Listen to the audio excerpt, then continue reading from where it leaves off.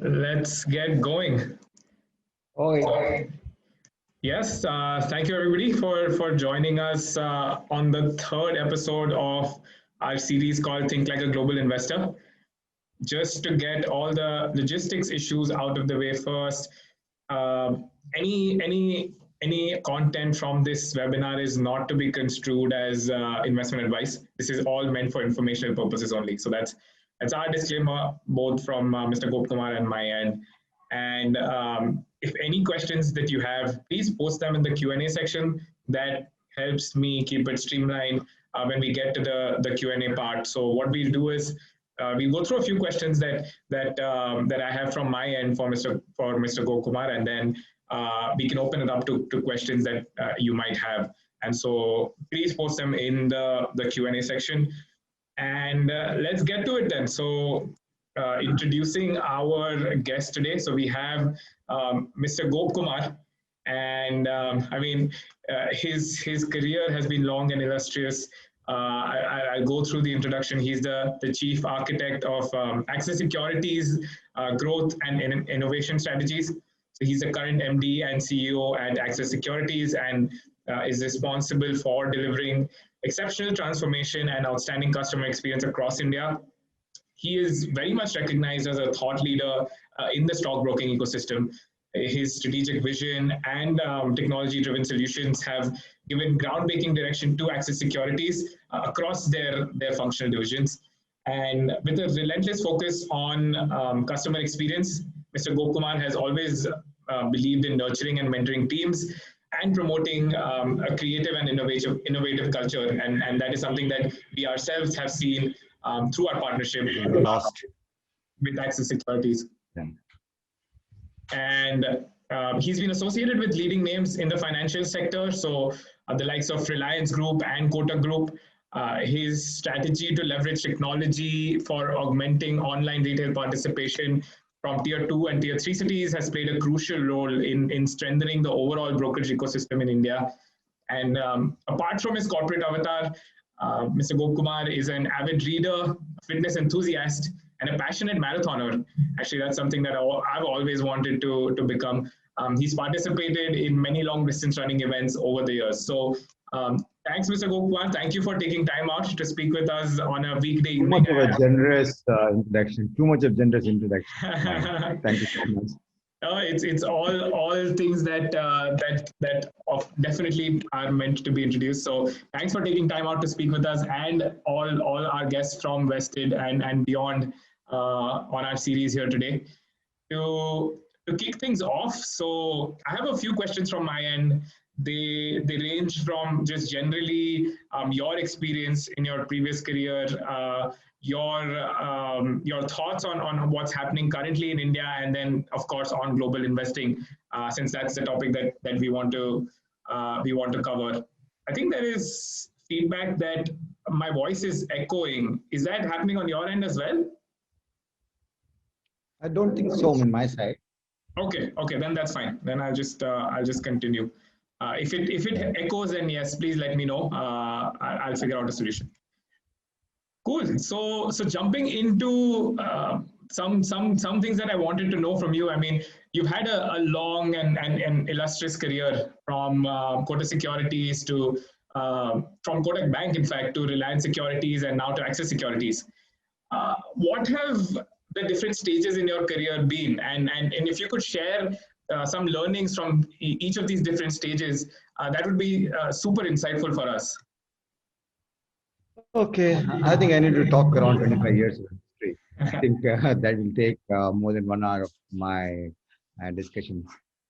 Quick take on this. Yeah, after 25 years of work, I think almost 22 years of work, I spent time in doing financial services. I was very, very fortunate. I started my career in financial services in 97 with a great company called Ford Motor Credit Company, which was JV with Kotak at that point of time. And these are the early days of retail finance. And I spent 7 years doing retail finance plus wholesale financing, selling Ford cars across the country. I think I had a great understanding or a great career in retail finance. I think 2003 was a calling for me to come to capital markets. I think capital markets was getting evolved. The regulator was getting strengthened. Exchanges became very technology driven. Somewhere in 2001, actually, we had internet trading came into place. I really thought that technology can be a great enabler for this business. But there are a lot of interesting thought that point of time. I think um, even though we were linked to a technology platform with exchanges, but I think data was expensive, PC was so expensive. It never took off that point of time. Um, but uh, I think the clear change happened when in 2006, when very clearly when data charges and the hardware costs came down, thanks to, I always said, thanks to your so-called markets in, I forgot the market in Bombay, which had assembled PCs, which were able to deliver at 30,000. Branded was selling at a lakh or Lamington. Lamington Road. Yeah. Yes. Uh, Sorry, Mr. Gokumar. Just I think your yeah. voice is a little low, is what people are saying. So you might Yeah. need to be a little louder. Yeah. Yeah. So interestingly is that I think the data cost came down and the cost of hardware came down, so participation improved. Interestingly, we used to meet our clients in internet parlors at point of time. I don't know how many people recollect there were internet parlors in the country and nook and corners, and it was attached to a PCO. So we used to do a lot of calls through PCOs because it was very expensive to do a calling, voice calling also at that point of time. So there were interesting times. I think we've seen the real change in capital market business. We were the first guys to get a PMS license at that point of time. I still remember the agreement we drafted and went back to SEBI. And uh, so we have seen the way capital market business have changed. Then I had an opportunity in 2008, 2009 actually to be a banker. I went on becoming a head of priority banking, responsible for mass affluent wealth management business for Kotak Mahindra Bank. Interestingly, I'm a failed banker actually. I came back to 1 year back. I think my fate was as a broker. I came back to Kotak Securities to run the Kotak Securities business. Somewhere around 2015, I moved into Reliance Capital Group, where I managed three businesses. One is the private bank, which is private wealth, broking and distribution piece, and then NBFC. So I run three business lines. Uh, so last 1 year, exactly 1 year, 26 September, I completed 1 year in Axis. I moved to Axis as managing director and CEO. So my quite learning in the sense that financial services have changed a lot. I think we have a very progressive compliance by the regulators, both RBI as well as SEBI. It has given a lot of comfort in terms of customers' protection. Investor protection is a very big subject which regulator works with us. It's basically to give a confidence in the whole ecosystem. I think I've seen a lot of changes. I've seen the first retail lending I have done was at 36% IRR. And when I quit car finance business, we used to lend below the borrowing cost. I have seen started broking where we charge 2% commissions. Today, the way I speak today on a global investing platform, Viram is saying that I'm not going to charge anything. I think that's how the world is changing very fast. I think it's going more towards customers. I think there are two ends. I think day before I had a long discussion with Ram on this in terms of commission structures, how the world is changing very fast.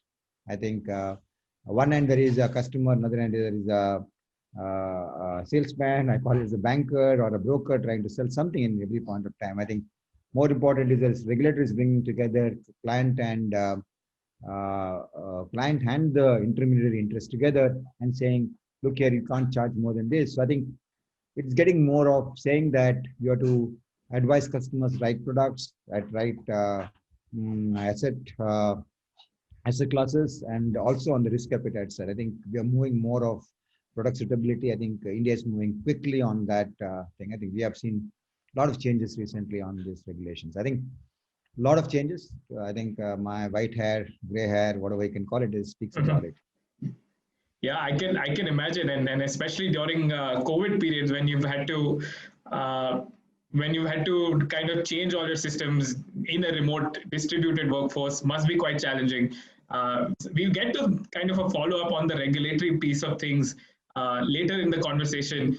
I think from your 24, 25 years career, how has the investment landscape changed in India over these last few years? You mentioned it used to be kind of computer parlors were your sub brokers when we spoke, sort of in a way that a lot of people used to go there. Yeah. Now almost every month we are adding a lot of new demat accounts. How have you seen things transition? So last 20, almost 20 years, there's a large change in terms of the way the customers are looking at products and services across financial services. 20 years back, we started as a product-focused ecosystem where people are focused to create a product. So hence you had a huge opportunity where mutual fund industry came into play. You had a so-called stockbroking companies also came into play. I think largely it was driven by a product. I think so. We were all happy to build products for customers. The risk appetite, product suitability was not really or asset allocation was not really a point of discussion at that point of time. I think it's more about saying focus on more on returns, less on diversification or risk-adjusted return. I don't think customers were really looked at it. Then came an era where customers were focused in saying that how can you create platform for customers. I think the platforms became very, very active. In 2008, you could see a couple of guys got into this business, and we had customers choosing platforms more than product, in the sense that customers wanted customer experience, they wanted a one view. So a lot of things happened that point of time where the platform business got changed. Then there is a new change happened last year, last 3-4 years was on informed investing. The world was moved saying there is too much of information about investing, whether it's product, bundled product or single stocks. There were information thanks to social media outburst. People stopped having so-called confidence in the products what broker was advising, because there were too much of information about in the social media. People could easily choose. But the whole thing now is moving towards and saying that how can we create informed investors? How can we create informed decision-making platforms? I think that's how the world is moving towards that, especially in India. I think platform like yours, I think giving it's actually in that generation where customers are able to take informed decisions, where you get a curated information, and that curated information is important for customers to take right decisions. I think we are moving away completely saying that, yeah, there is a asset allocation. We will help you in asset allocation, but the decision of buying stocks or particular product should remain with you. I think that's moving towards that direction. I think regulation also is moving towards that direction. So they have clearly bifurcated and saying that, okay, if you are a distributor, you remain as a distributor, or if you remain as an advisor, you need to be an advisor. I think that differentiation has come, and the regulation has also come in. I think it's good for a longer term for the businesses. I think there are structural changes happening in our industry, and good for the customers. Yeah. Oh, very interesting. I think, yeah, it seemed like earlier platforms were what you could differentiate with, but now it's on top of platforms. What you can provide is what becomes the differentiator or the value add service to customers. Very interesting. And I mean, that's the same that we have seen in the US markets as well.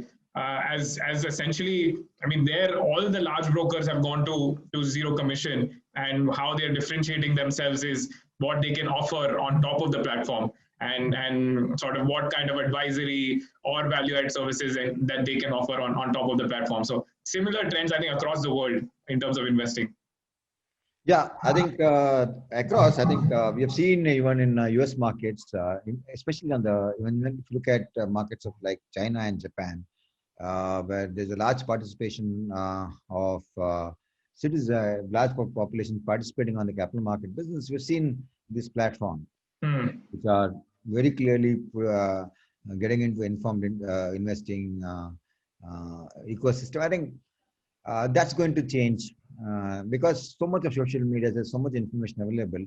My view is that people are developing maybe an AI, I think work in progress, where you can curate so much of information and able to take customer, give a simple capsule to a customer so the customers can take that informed decisions. I think that's what is happening. I think mm, I've seen a couple of scorecard models which has come into play now. I think there are a lot of good startups on the space working on this area of curated information. I think which are very actionable data points. I think very Yeah. important is that there are a lot of people doing curated information, but people don't give an actionable insights. I think the idea here is that even though if you have a information, can this data can be actionable? I think that's the point which most of the people on the AI side is working on. I think we're going to see a large change.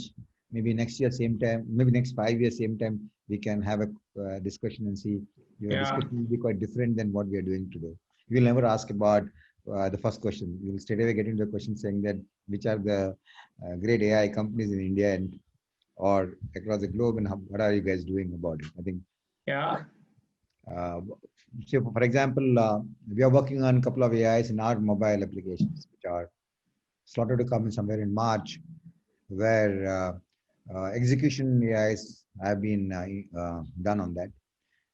The idea here is that it's a great UI UX for a customer, great customer experience we're trying to build on a UI side. So it's become very easy for a customer to do a transaction. Maybe the price point can be, people may not lose the price point quickly in the sense that the latency on punching a trade versus AI can be quite faster. So Yeah. we're working on a couple of ones. I think it's in the POC stage. Maybe by March we'll have some interesting AIs on our mobile application.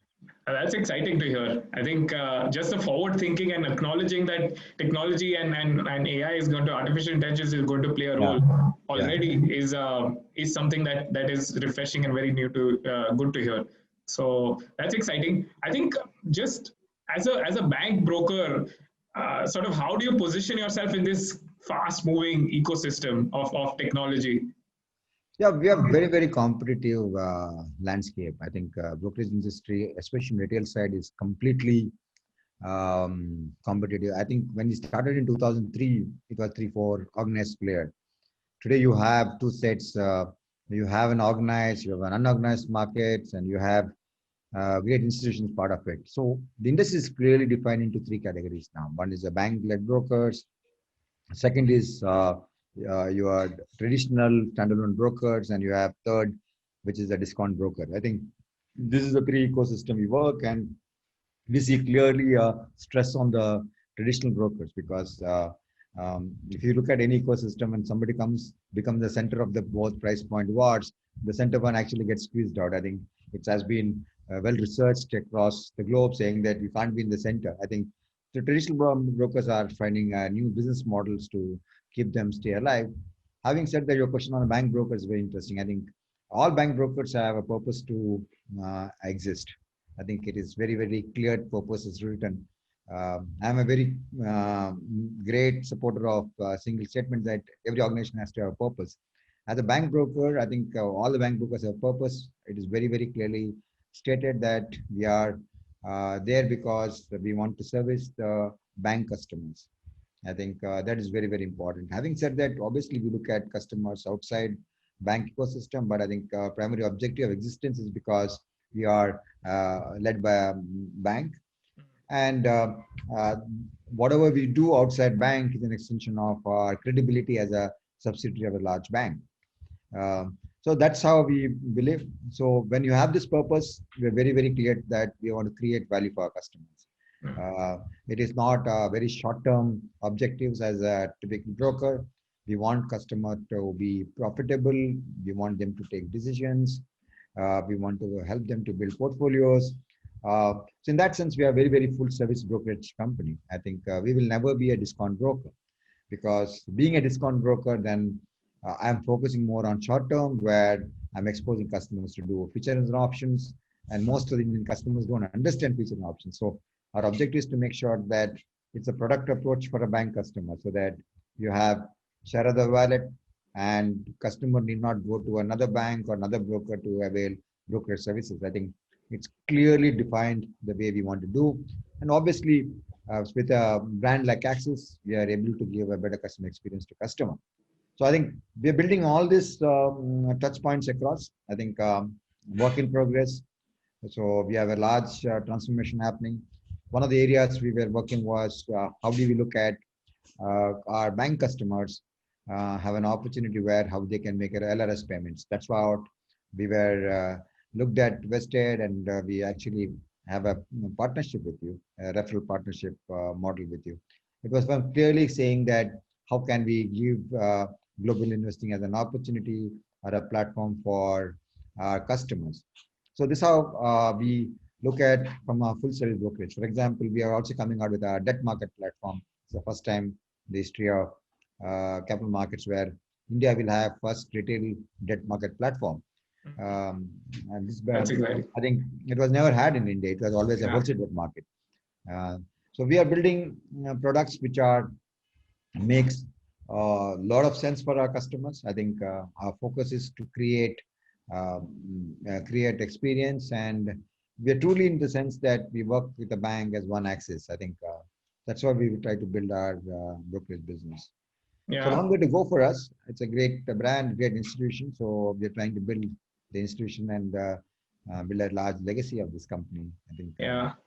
Yeah, the one Axis was something that was very exciting for us, because as we work across the bank as well as with Axis Securities to facilitate fund transfers and then also offer global investing, that is something that brings a lot of synergies, and that was a unique thinking. Cool. I think so. You touched upon kind of how traditional brokers are facing the pain, and it seems like more so with newer regulations. The way they've traditionally been functioning, it puts more pressure. Do you see some kind of consolidation happening overall in the industry? Yeah, to some extent, consolidation will happen. I think the idea here is that why should a consolidation happen? So there's a lot of debate about why should a consolidation happen. It has to happen only for three reasons: wanting a pop client, or wanting a technology, or a network of branches. So that's the reason if you see that last 20, 25 years, you've not seen any consolidation in the brokerage industry, because the larger guys don't want technology, they don't want clients, they don't want branch network, because they all have it. So hence, this continues. And interestingly is that last 10 to 12 years, I've been answering the same questions with all the PR guys. I think that is not changed. Consolidation in the sense that I think it's very difficult to happen, because we are unlike a bank. We are not an idle money organization, in the sense that we are not a savings bank account or a current account business with us, right? Globally, you have that, because brokers globally are bankers also, where your ability to create a so-called digital savings account and all these things can work. But in India, it doesn't work that way. So if you have a bank, there's an opportunity for a bank to acquire another bank has a meaning, because you tend to don't lose customers on this transition, right? So you have savings bank accounts, so you clearly can have a value and a reason why you are buying it. But in brokerage, you're buying a customer, a technology, or a network. So having said that, today the life has become much, much easier. Look at your platform and look at our platform. How easy to open a bank, open a broking account. So the customers just change platforms. And my understanding that every 3 years, I do see people migrating from one platform to another platform, because we have made the life easier to open an account. Today, you can, in your platform, I understand 10 years back when we had 2008, first time when we launched a platform with the global investing platform in 2018. In 2008, in my Kotak Securities time, I think it was 1 month to open an account. I think 1 month was a great effort. And forget about opening account, and the remittance would have taken some 8-9 days, and citing that money in the broker's account was another 5 days. And ultimately, it was the most painful thing to do a global investing. Just look at the seamless integration you guys have done. I think it value adds there, right? I think that becomes more and more interesting for customers to say, I need not to wait for 45 days to invest in a global markets. So I think that's why I'm pretty confident that that's how the Indian ecosystem is changing. For example, there are last 6 7 months or almost a year, if I look at number of customers opening accounts in broking companies. I think retail accounts are growing pretty fast. Just is because you made ease of account opening. I think even today in India we can open in 10 minutes straight. Yeah. I started my career in broking where we used to open an account in once in 15 days. 15 days Mm. was a tat, and somebody has to. Typically, brokers never used to have a ground floor office because brokers can't afford to do that at that point of time. We used to have an office which is on the fourth or fifth floor without a lift. The customer has to actually walk up and come in with their documents. I think so. To answer your second question, there are experiences today. I think we have all this have so adopted to this digital world now. I think, for example, even today, we open 35,000 accounts. Out of that, 70-80% customers come digitally for us. Yeah. I think the same experience you have in our platform. I think there's a large change. So we do see a large traction because we're making life easier customer to open an account, and uh, everybody is doing a good buy and sell platform. I think buy sell platform, and I think things are changing there. Yeah. For sure. I mean, open an account in India and across borders, sitting at home through your mobile phone, which is amazing to see how technology has I, changed. I never thought because we were the first pioneers to bring one of the international partners to the country in 2008, and we had Yeah. a great press conference. I still have the clip of CN giving 2008, and it was like a great effort to buy that. ExxonMobil was big. I think some of the oil companies was a pretty large uh, Yeah. interest that point of time. I think natural resources company, if I remember. So I think to buy one stock, it was like crazy. And it was a crazy deposit you should have given to buy one stock. I think now I think if you want to buy Google or any FANG stocks, it's just you just buy it on the fly. I think it hardly takes 2 3 days for you guys to do it. I think you guys have redefined in India. I think you have redefined global investing. Yeah, exciting times, exciting times. I Yeah. think that's a good segue kind of to shift to now the attention to global investing. And I mean, across the board, we are seeing interest in global investing. Uh, just why do you think there's a sudden interest in international investing? I think that's something that Mr. Deepak also asked as a question, so you can answer that both simultaneously. So multiple things. I think multiple things.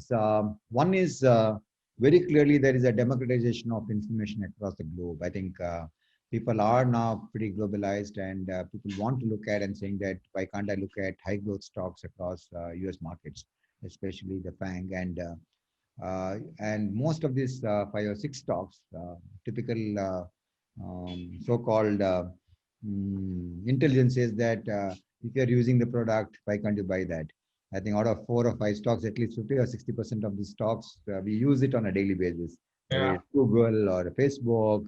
I I mean, think, Zoom right now, for case in point. and look at in India, if I would have told 10 years back that, okay, buy an Exxon Mobil or any natural resources company, I think half of India would have laughed at me saying that I don't know about this company. But if I go and told the smallest of the categories, C or D cities, speak about Facebook, they will understand what is Facebook about.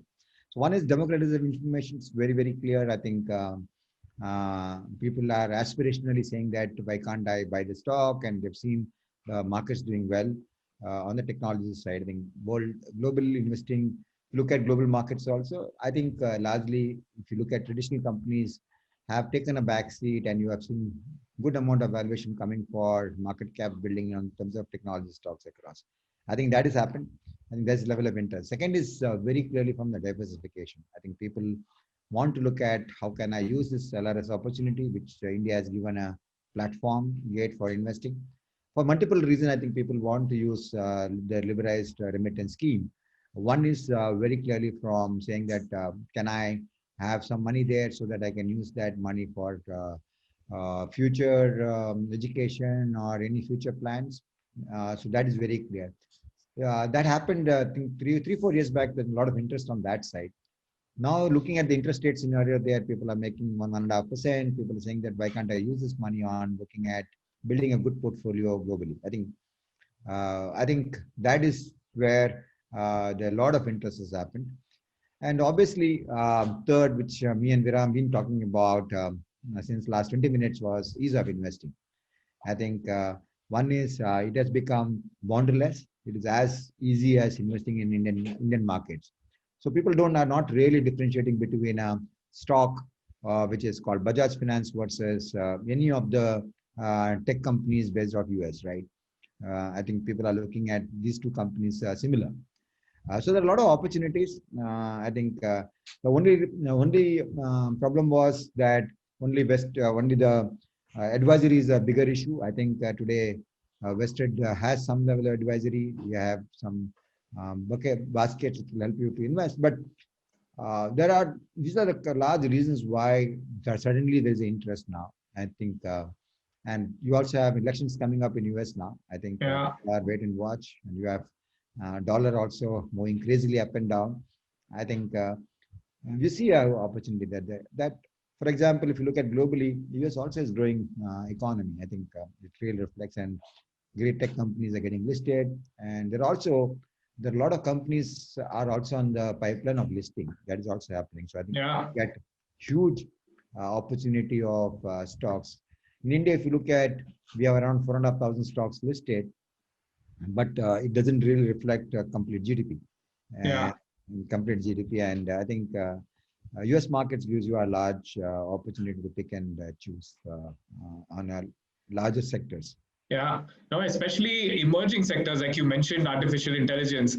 There are so many companies that you can already invest into through the US markets in such emerging sectors. So if someone believes that's the future, why not get some exposure so that you can grow your wealth along with That's right. I it? think that is working. For India, if you had to do, you had only one job of buying Reliance Industries, actually. Yeah, that's the tricky piece, and so you can balance it both. I That's think, right. yeah. Sorry. Yeah, that's right, I said. Yeah. I mean, I think on the topic of balance, now that you have this international investing option, how should one think of asset allocation? Like this is, in our opinion, we always talk about it as another asset available to an Indian investor, and kind of think about. Of course, majority of your portfolio likely is still in the Indian markets, but this is another asset which you should allocate to. How would you think about it now that this has become easier? See, I approach it is purely between geographical diversification. That's very important because economies grows differently. So if you have a developed economy versus emerging markets, if you look at globally also from investing perspective, it's very clearly looked at. For example, you are a global fund, you generally have an allocation between emerging markets versus DMs, which is the developed markets. I think here is an opportunity where you can build a developing market opportunity where you can build your portfolio. One is geographical risk, which is a large diversification which we can look at. Second is very, very clearly that if you are focused on saying that, can I look at new sectors? US market gives you a new sector opportunity to invest. So Yeah. sectorial diversification is another way to look at from an asset risk perspective. I think that is there. Mm. Third, yeah, it's already spoken about geographies, and most important is also country risk diversification. I think that works well. So I think basically, if you look at, I always suggest that people should look at from their own um, asset allocation perspective. I think some amount of money to these exposures makes a lot of sense because uh, I'm not saying that the world is moving to global. I think it's already moved to a global opportunity. I think India never had this gateway to do a geographical asset allocation or a risk, and it was only focused for large HNIs. Yeah. The ultra HNIs had an opportunity to do this. Today, I think Indians are there everywhere. I think we are exposed to so much of information. Today, if you are a small investor or a retail investor also, and you want to invest in the global markets, we have a platform today. I think, and the platform is all about informed investing. I think you can do multiple things and learn about multiple businesses. I think, especially in US markets, like Indian market, they are also very, very transparent in terms of their approach. I think you should look at from that perspective. I think Yeah. the transparency and I think the corporate governance is something that gets overlooked, but an important part Yeah, of investing. that's right. That's right. Great. I'll also squeeze in a couple of questions from the audience. Yeah. So Mukund has a question, and I might paraphrase it, but he asks basically that do you think COVID is kind of that watershed moment which made Indians realize the impact of or the importance of international investing? Do you think history will look back and say COVID was that time that Indians realized that, okay, I mean, we've sat at home, looked at US markets performing well, local markets didn't do that well. Do you think that's something that played an important role? Yeah, the COVID has actually had a lot of relook of what we are doing actually, whether it is work style or work at home. Today I'm working from home. Day before I was telling Viram that I'm been working from office today. Some reason I had to work from home. I'm pretty comfortable to take this webinar. Usually I'm from a pretty old school of thought. I would have gone back to home office and would have sat in my bigger Mac and tried to do some work around. I think redefine has happened. Second is that during COVID times, I think people had an opportunity to look at their finances. I think very important because everything was going fine. Suddenly everything got halt. There was a lot of gloomier things happened on the earlier stages of COVID, where people started realizing that there is a need of financial planning, the need of asset allocation. And third important thing is that people had enough time to look at and say, there is an opportunity, why can't I encash the opportunity? And if you look at, it is just not in India. If you look at China market, something happened, Japanese market, same thing happened, US markets, all the similar things happened. I think COVID times, yes, your question is right. People have redefined it. I think another redefinition is happening in terms of one, the way analysts are looking at analysts, the way they're looking at companies today. Post-COVID, people are looking at ECG as an opportunity. That is your social impact, business sustainability, and entrepreneur. I think ECG is what people are looking at and saying that does this company doing a lot of sustainability or social impact businesses? How can we value it more? I think the world is moving towards the world of ECG now. I think these are large disasters, pandemic, which I think redefinition of a lot of things has happened. Not only in our personal lives, I think the way we look at investing also is getting changed very fast. Yeah. Yeah, I think that ECG is a very interesting field. I think another discussion can be done on that. I recently had a session in HBS, in our business school on ECG, and I think at least last three seminars were all about talking about how companies getting valued on ECG in terms of capitalization. I think interesting thought. I think in India also you have a couple of funds now launching it. Yeah, I think a lot of things are happening on the same world. I think if you really look at performance of these funds, have done much better than normal companies. So I think corporates especially also during COVID. Especially in COVID, I think things are getting changed. Yeah. Definitely. I think there's another question from Mahesh. He asks, among US and India, which is more attractive in terms of long-term investment? I think just to answer that, do you think it's a either or question, or is it kind of looking at both from an asset allocation perspective? From an asset allocation perspective, I think we should look at both. I think both gives you a large opportunity because both have a diversification, both have a large amount of listed stocks. And it's important that you pick and choose.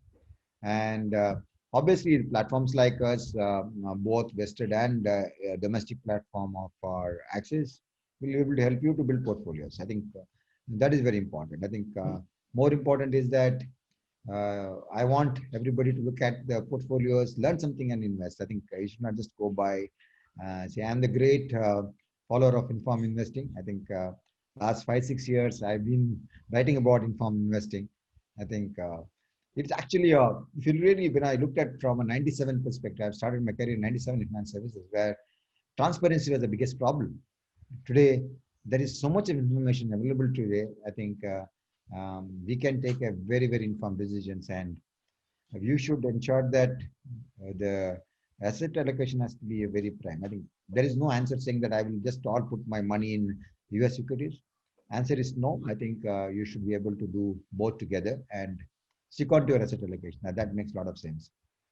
Yeah, Got it.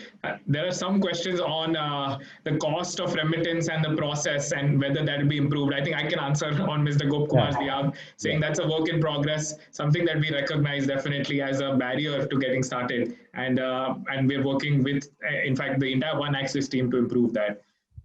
yeah. I said in the beginning how I started my career when we used to lend at 30%, Yeah. and I finished my lending job. I used to do a below borrowing cost. And as you say that in Vested platform also, you have got a zero brokerage platform, right? Your brokerage platform also. I think Yes. that's all interesting. I think that's how when we reach a very mature space in terms of these platforms, we'll be able to provide at a much cheaper rate. But I think Viram and me both have an idea saying that how can we value add? I think there is a cost attached to giving a good value services. I think that's where we will try to build our platforms so that you guys can take informed decisions. So we will put more and more content so that you can avail these services from us. Yeah, for sure. I think from one question from my end, and along the lines of COVID that we discussed. I mean, we are living in very unprecedented times, especially related to the U.S. economy. It's been completely under lockdown. The Fed has been printing absurd amounts of money, and the U.S. stock market is touching new highs. Any thoughts on how an investor who's getting access to the US market for the first time, how should they think about investing? I mean, what how do you process all this information and be like, okay, this is what I'm going to do when I want to start investing in the US market? Yeah, it's a pretty tricky thought. So if you look at from a US, the world is moving towards some level of building walls. I think the world of globalization is changing very fast. I think from globalization, I think we are talking about more of localization now. I think Yeah. India has already moved to that step. I think US is also talking about more of localization. I think so. We are trying to move away from a globalization world to a localization. I think that will happen. I think COVID has really pushed that envelope now. I think that is happening.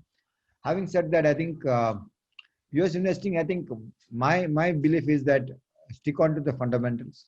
If an ability to go through one pages, what we do, I think we should look at that one pages. Second is also there is a very guided investing tool for you. I think there are baskets of stocks which your ability to look at it. Just look at basket of stocks. You'll be able to get themes, and if you're able to invest based on themes, makes a lot of sense for us. Third important thing is that I think we have an objective also to look at fractional shares. Fractional shares are very important, that you can start investing at a smaller amount and see whether your experience on investing is right or wrong. I think one is fractional investing helps you to do that. For example, Tesla, you don't want to buy at a full value, you can still buy at a fractional value, right? Because I think so. There are some curated baskets. I think Vikram can speak much more about that, which can guide you to take that decisions. Vikram, over to you to speak about that basket, because I see it very interesting. And Yeah. Yeah, in fact, the entire reason for us to launch these baskets was once we launched the product, we heard from a lot of our customers saying that I know about Apple, I know about Google, but how do I really build a portfolio in the US market? They're still a very new market for us, and can you help us with that? And so that's what that was the thinking behind. One, we created these theme-based portfolios. So certain themes that we think are interesting, such as software as a service, or companies that have moats or sustainable business advantages. We shortlist them and create an allocation that is optimal for that particular portfolio. And then the second layer we went on ahead was to create these multi-asset portfolios. So basically what is available in the US market is all of these highly liquid ETFs. That's a segment I think that's growing in India. But in the US, you have these ETFs across different asset classes. So stocks, bonds, gold.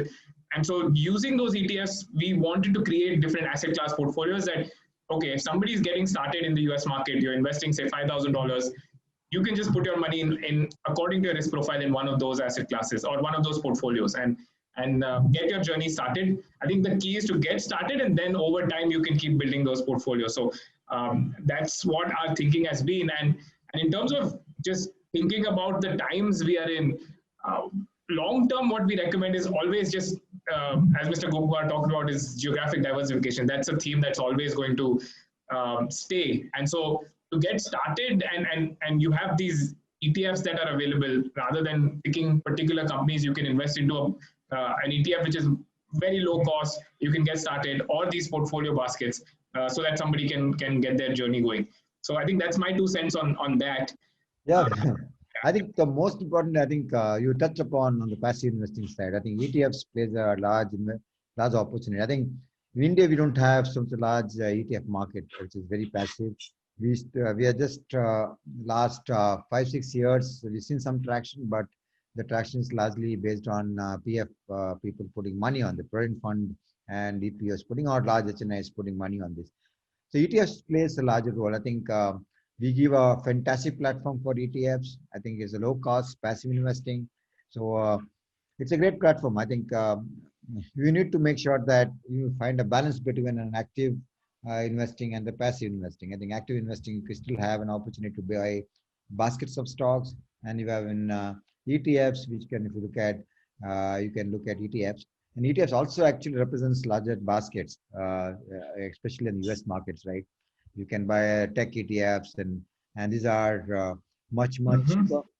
So in India also, actually, we are also moving to the same direction. But in India, ETFs are largely restricted to index.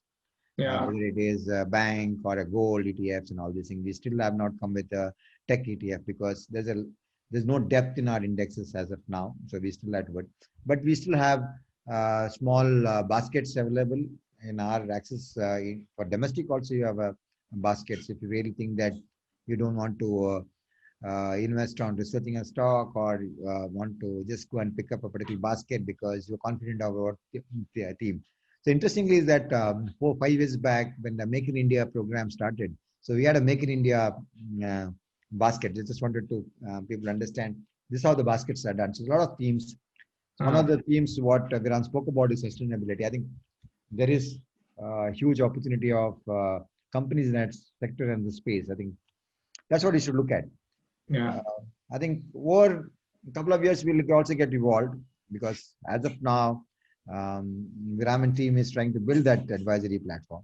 I think that's where they make a difference. They don't make a difference on a buy-sell platform. Anybody can do a buy-sell platform. I think what is important is that how do I build an informed investing platform by building an advisory on that. I think we as Axis, we are happy to be partnered just because of this reason. Because Vested gives a fantastic platform for these baskets and advisory. I think ETFs and active investing is what we love about Vested. That's why we are partnered with Vested. Yeah.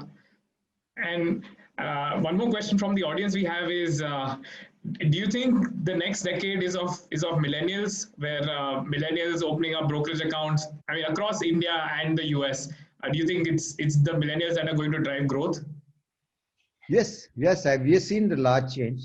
We have changed large in India. I think people are, millennials are coming and coming to these platforms, and we had so-called Robinhood trading. I don't know why people call Robinhood. I think there's an article of mine which is written about Robinhood trading. Oh. I think what is important is that if there is this set of personas in this platform today, only thing is that I'm only saying that people don't understand leverage in India. I think leverage in India is crazy. For example, instruments like futures and options are not available largely for retail investors in US markets. You have to come to leverage through an ETF route. Correct me, Viram, if I'm right, if I'm wrong, right? I think in India it is freely available. I think more important is that we as market participants want an ecosystem to grow, in the sense that we don't want too much leverage. So people at the younger age, at the age of 25, 26, come and have a lot of leverage play in F&O market. And there are a lot of accidents. People lose a lot of money. That's what we feel bad about it. We feel very, very bad about it. But anyway, there are one set of people coming in. I think they are very interesting personas where they're highly educated. They are quite educated. They understand these capital markets well. They play in F&O markets. I think they do build algos and able to trade them across segments of markets today. I think we see a large change. I think earlier it was only people above 45 is to or 50 is to come and trade in the market. I think things are getting changed very fast. I think uh, in India, just wanted to give you a quick brief about how world is changing. India first, uh, age of 2023, people get first job, and the first financial instrument they used to put is in FD, and then they straight away go to a home loan. And by till age of 30, they're struggling on a home loan. Then they start SIP, mutual fund SIP. Then when they put their heads up and see that mutual fund SIPs are giving a positive return, then they come to the direct equities. But that cycle is changing, Viram. I think Hmm. people are now, instead of moving to FDs, they are straight away coming to or to SIPs. I see a large change. People are willing to look at direct stocks. I think that's a change. You're right. I think things are getting faster. I think uh, so. Old wisdom was the cycle. I think it's Yeah. getting reversed now. Very interesting. I think it's pretty much actually, if we look at the history of the US markets, kind of similar trends have played out, but in India it's just accelerated at a much faster rate. Much faster rate. I think Yeah. COVID times, last 6 7 months, people have sat and realized what they want to do because they looked at their SIP portfolios. Yeah. The 5-year return is still negative. They said that why should I give this 2.5% commission to these guys? And we have this platform which they charge very minuscule. Why can't I have information? Why can't I buy the same stocks? Yeah. You look at most of the holdings of mutual funds. Um, 60 to 65% will be large cap, and you pay 2.5%. Instead of that, you just have to buy these stocks and pay a small brokerage to a broker. Makes a lot of sense. You will actually outperform one of the famous, most intelligent, so-called most intelligent fund managers, or I say overrated fund managers. Actually, can really do that. Yeah. Yeah, for sure. I mean, COVID's definitely changed a lot of people's thinking. I've seen it in my family. So my father is 65 plus, and during COVID, one fine day he wakes up and he has never so he has done some SIPs in India, but never thought of US investing. I always used to keep telling him. And one fine day he wakes up and he's been checking the markets and he's like, why have I not invested until now? And he transfers X amount of dollars and gets started investing. So if it wasn't for COVID, he would have never started that journey. But I think that's been an interesting trend that we've seen across the entire investing ecosystem. No, the interesting question I can see one, I think Vaibhav is talking about is that you think that US markets overvalued due to the influx of Robinhood traders, and are we missing 2008? If you really look at from a valuation perspective, I think India versus US, I think really don't see the US markets are really highly valued. I think in our estimate, we have put up a report. I think it's there in our it will be there in our platform. That I think it's not completely overvalued areas today. I think it's still at the fair valuation at the moment of time. Hmm. But people are still looking at and saying that how we can look at 2022 or 2023 as in because this year has been a complete washout. So in terms of valuation, I think there's a fair valuation between Nasdaq and Indian markets. I think they're not completely overvalued. Yeah, there are a bunch of stocks which are moved up. Uh, Yeah. Tech stocks and all have moved up. Um, Unlike in India, where traders actually influence indexes, uh, in US market doesn't happen that way. US markets are, yeah, particularly stocks can get largely overrated because of trading opportunity, but indexes doesn't get much affected because the indexes are very evenly weighted. So in Yeah. India, for example, you have Reliance has almost 12.5% weightage or 11.5%, 10.63% weightage on the index. Huh. So if the Reliance moves 2%, your index Nifty will look Yeah. very high. Okay.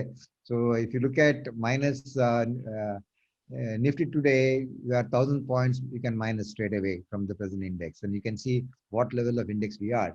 But in US markets, I think it's pretty widely distributed. I think, yeah, Robinhood traders can influence stocks, but I don't think they can influence large stock because indexes are fairly well constructed in terms of weightages. Yeah. That's my limited understanding about that market. Yeah.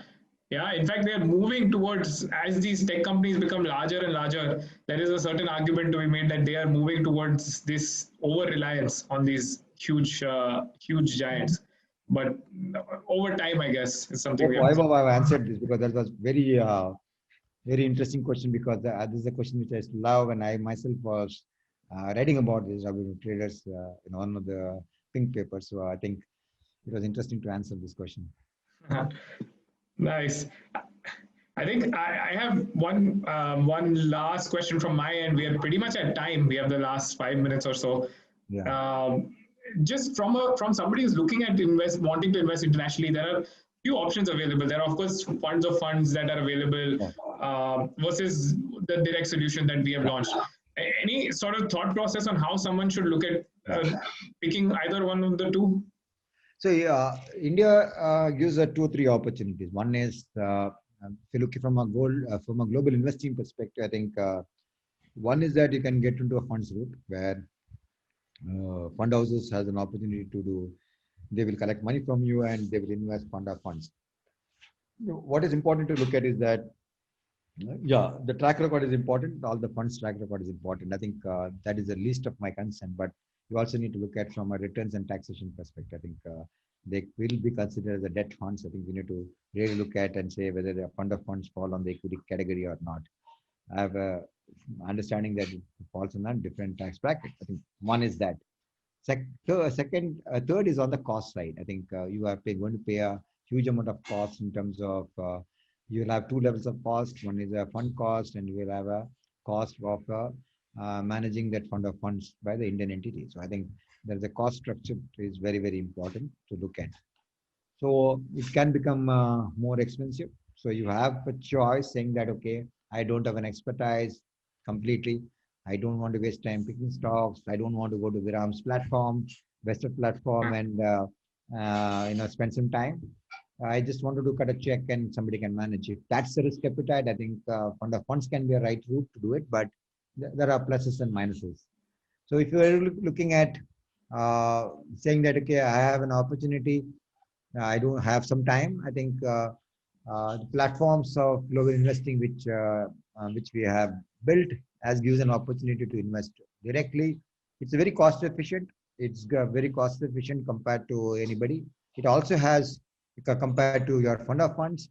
More important is that there is baskets which you can choose so that you are not left to make your own decisions.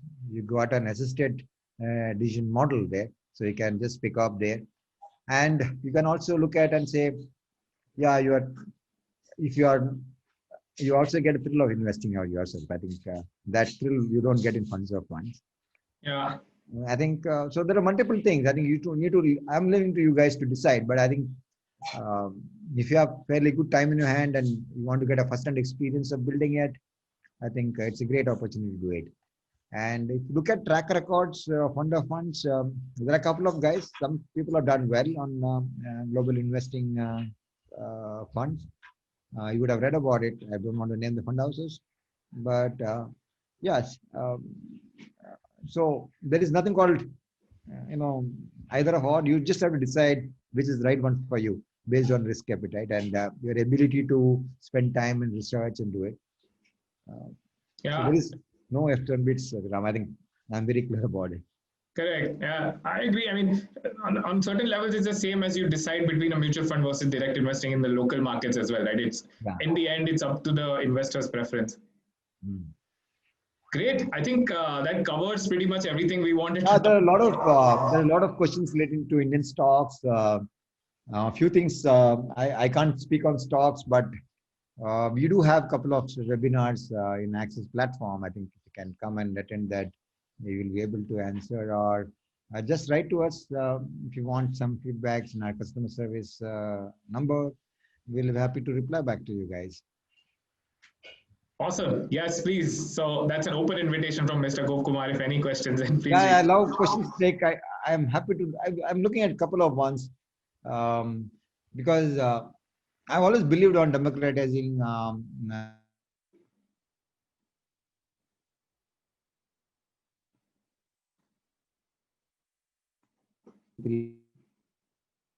is to get into financial inclusion? How do they participate in the great capital markets in this country? I think I find it very interesting.